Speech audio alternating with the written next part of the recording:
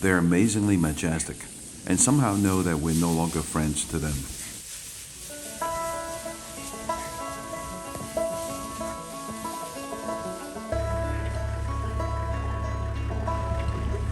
It is another beautiful morning out of Grumeti Singita Game Reserve. Yeah, we are watching these guys here, the elephants feeding around with the young ones, enjoying feeding on these grasses. And also the plants that you can see around the acacia trees. These guys are enjoying feeding much. You can tell how beautiful and how they look in a distance, and at least you can see the wonderful creatures that we have around, making what we can see outside here in the bush.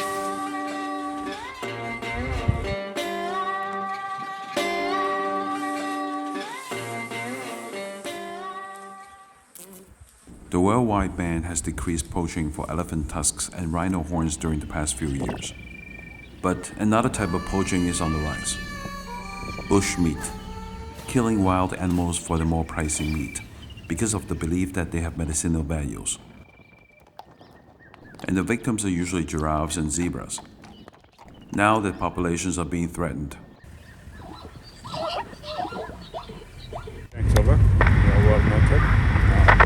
Taking several axes all the way to Sasaka plants. There's a constant struggle between anti-poaching activities and the vast areas of wildlife migrations and movements.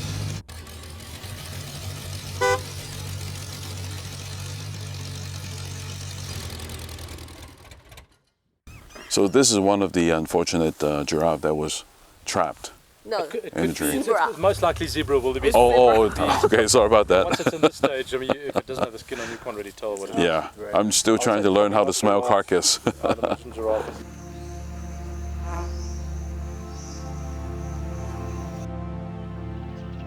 The Tanzanian government has imposed severe prison terms for poaching. 15? That's a long time for killing a giraffe. If it actually gets processed correctly and it goes through the court system. Right, sure. And that takes time itself too. Yeah. Does that actually pose a realistic fear to people? Yeah, sure. With the SOG, but the SOG were... So the dog caught the guy, and now he's in prison right now.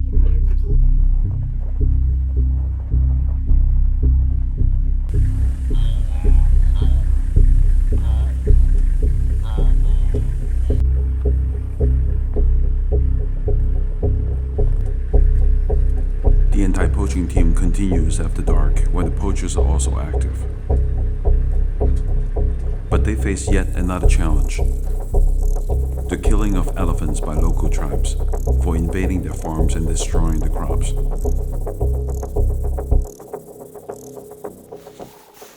In order to defuse angry tribes, organizations are helping to build fences and collar elephant pack leaders with GPS to track their movements.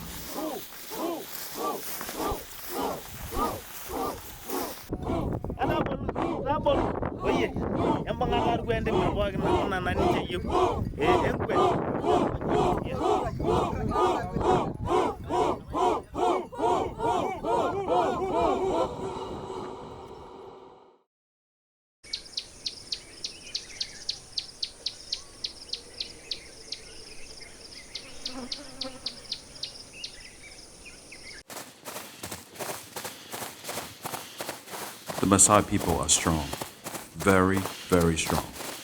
They can run miles and miles without water, without skipping a beat, and they do it all the time.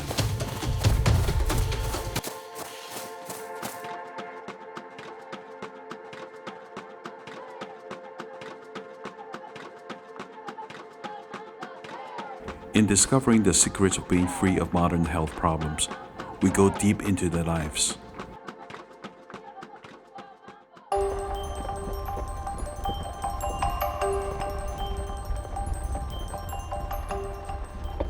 These nomadic tribes have been around for centuries, herding the plains of East Africa.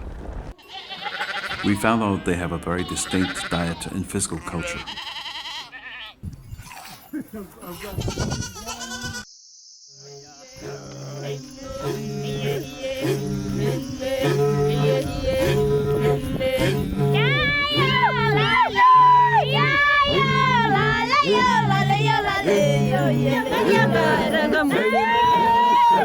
The Maasai warriors are the best to display their physical strength and resilience, reflected deep into the intense tribal dance and music. The rite of passages are marked by enduring painful circumcision for both men and women. The secret to health is actually simple, but a challenge to persevere. A combination of constant physical engagement and a near 100% protein diet.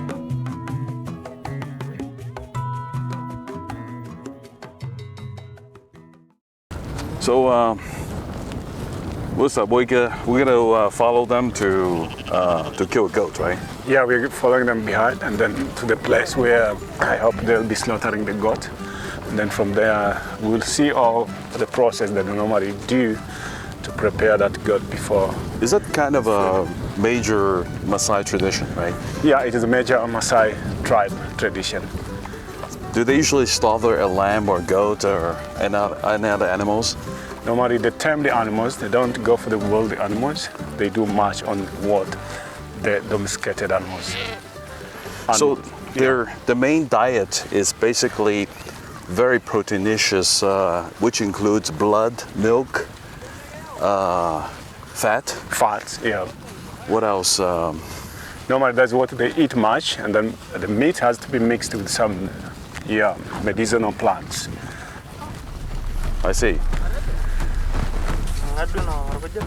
They do start from scratch, setting their fire in the most traditional way, that is, without matches.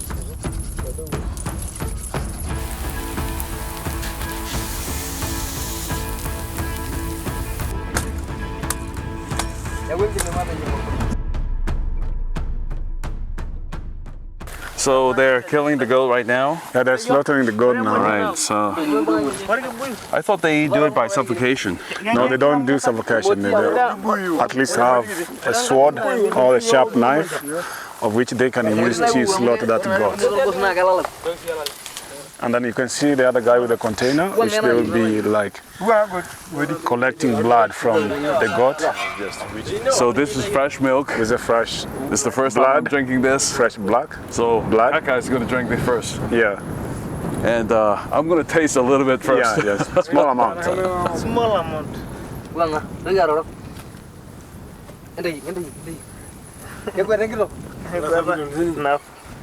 Actually, it's not bad. It has taste. It tastes a little salty. A little salty. Warm, of course. Because of what they feed and from. It almost tastes like milk. Yeah, that's nice. I'm gonna take another one. Yeah, try another sip.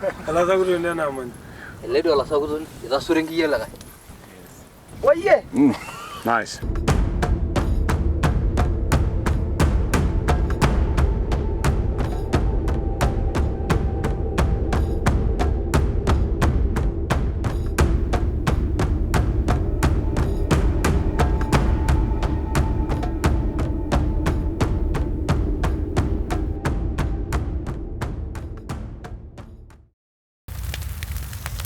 The Maasai soup is a crucial diet for their incredible health. They use 3 plants including acacia and devil's backbone, known to be anti-infectious and anti-cancerous.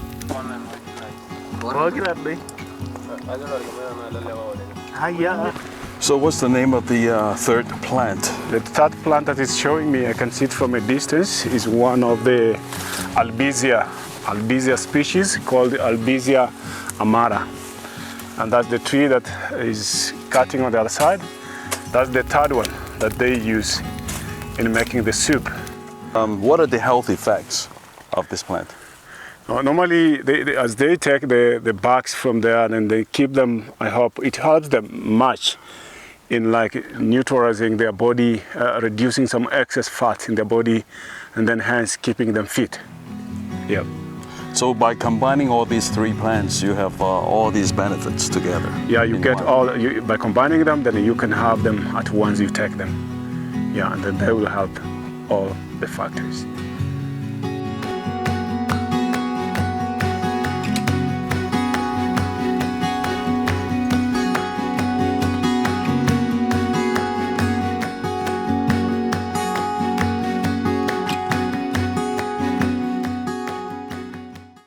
So, I heard this is a bite from a lion, and look at the scar. It healed up really nice, and they never went to a doctor or hospital. Yes, this guy was outside looking after his sheep, and then the lions were somewhere attacked him. But you can see the wounds, you can see the remaining scars of where the lion... They only use herbs, right? They use herbs, and they really... And look how nicely it healed up, just with herbs. No suture, okay, no stitching, hospital, no clinic, no doctor. And he's okay now.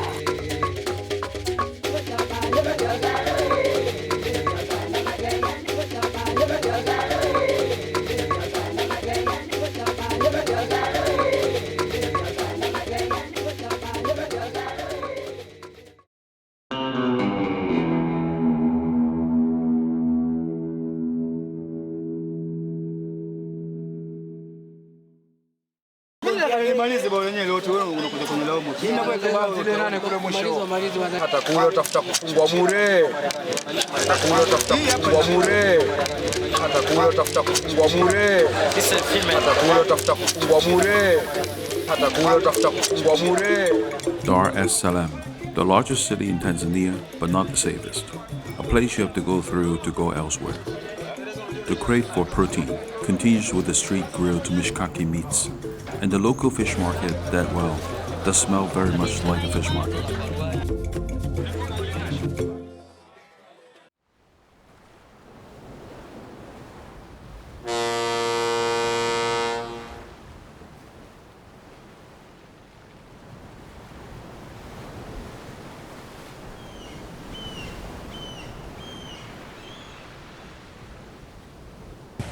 Considered an autonomous region of Tanzania and named the Spice Island. This has been a historic trading place between the Middle East, India, and Africa. Ruled by the Sultan at one point, Portuguese, and Britain after. And born here was a remarkable and strong woman estimated to have lived over 100 years old. A runaway from the disciplines of the current school, to pursue her only passion and become the queen of Tarab and the ritual Unyago music. Her music pushes her heart against the traditional view of aging and womanhood.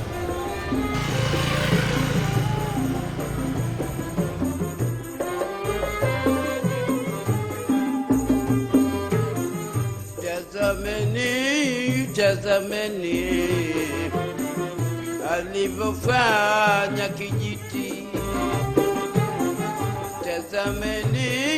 Tazameni alivyofanya kijiti. Kumjukuu wa mgeni. Mjini nimeanza kuingia na miaka 6 hapa mjini town. No.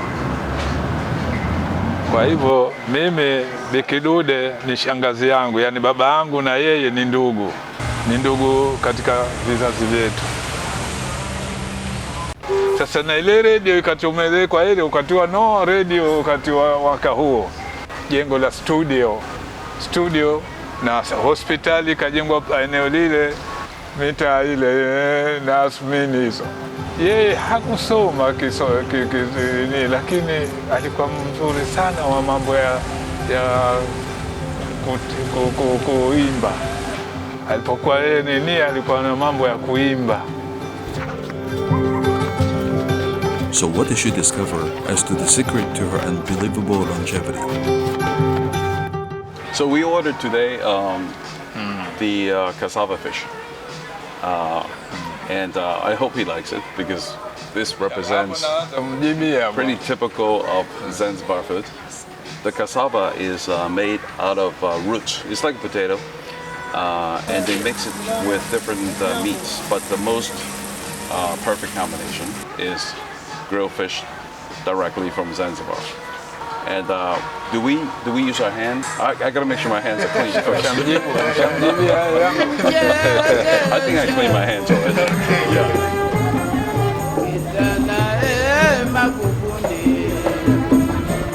His auntie lives for so many years, and of course, our modern society is rather unhealthy. Kusema kweli, yeye alikuwa si mnywaji vitu vya anasa, vitu vyake lokali tu vya kula. Sasa kwa vile naye kwa alivyoishi na vyakula vya vile havimtii hofu ya kuomba yeye,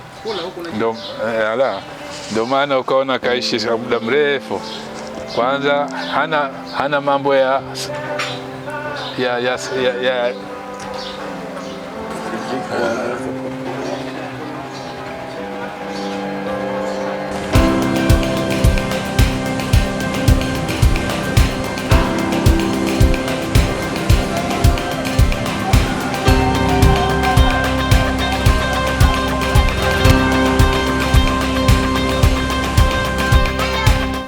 Dude is certainly a musical legend, but she also knew what the elements needed to live long. It is a combination of simple cooking with organic local sources and a deep passion for life aspirations. This pursuit of interest gave her all the energy to thrive, and that might be the most important anti-aging lifestyle.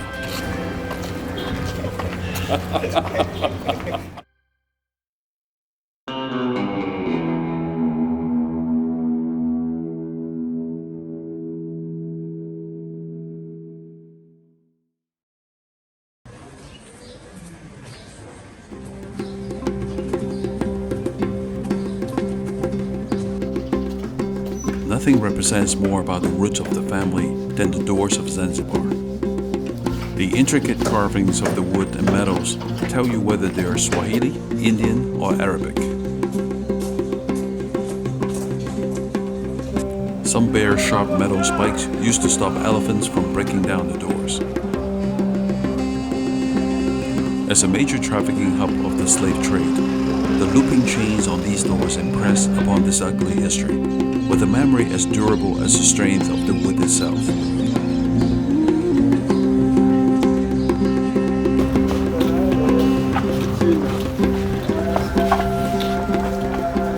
As old as this multicultural history of carpentry is the origin of Zanzibarian cuisine. This is an island of octopus, and is everywhere. These creatures are almost all protein, and people eat them every day, along with grilled meat stands in the night market of Stone Town. Surprisingly, the obesity rate here is only 1/5 of modern societies. Something must be working pretty well here for the people of Zanzibar.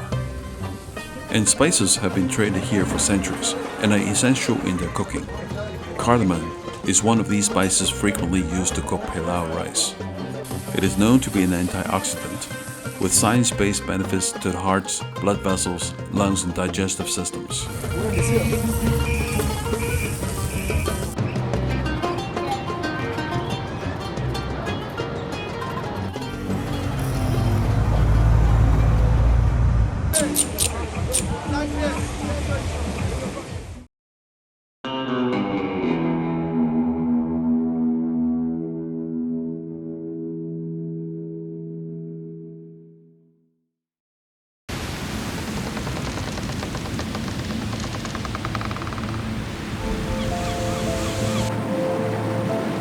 An island northwest of Zanzibar. They call it the mysterious island of East Africa, and people are completely apprehensive going near there.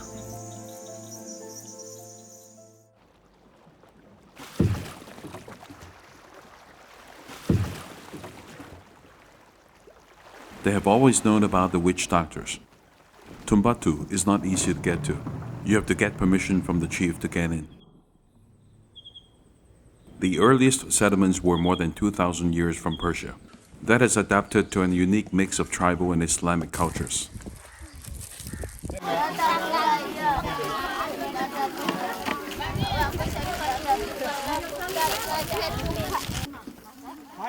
The term witch doctor did not come from Swahili. It was created by the colonialists to stereotype tribal exoticism. Known as the village babu, they are holistic advisors of health and well-being, holding vital roles as herbalists and healers.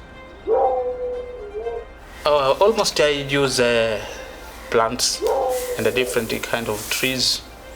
Sometimes we use the roots of the trees or leaves. Sometimes the scales of the trees we use in different ways. But sometimes we use Quran to write down the scripts. Then we rub it with water and drinking, just to make the body to be very safe or to get relief from the disease.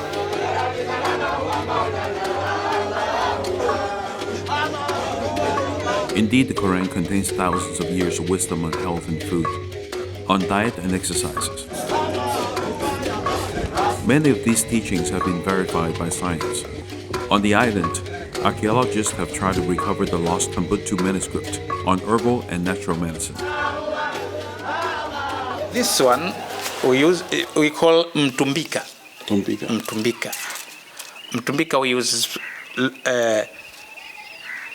daily for treating stomachs. But these leaves, when you grind these leaves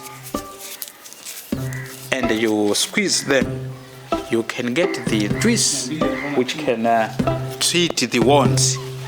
Yes, we treat wounds by these leaves.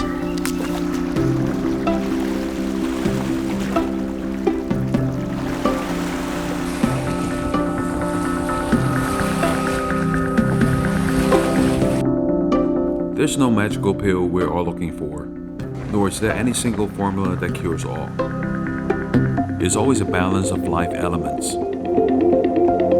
Our modern world has shied away from simple things, exercises and physical work, combined with a healthy protein diet. That might be the lost secret. And hopefully, we will all soon be back in wilderness.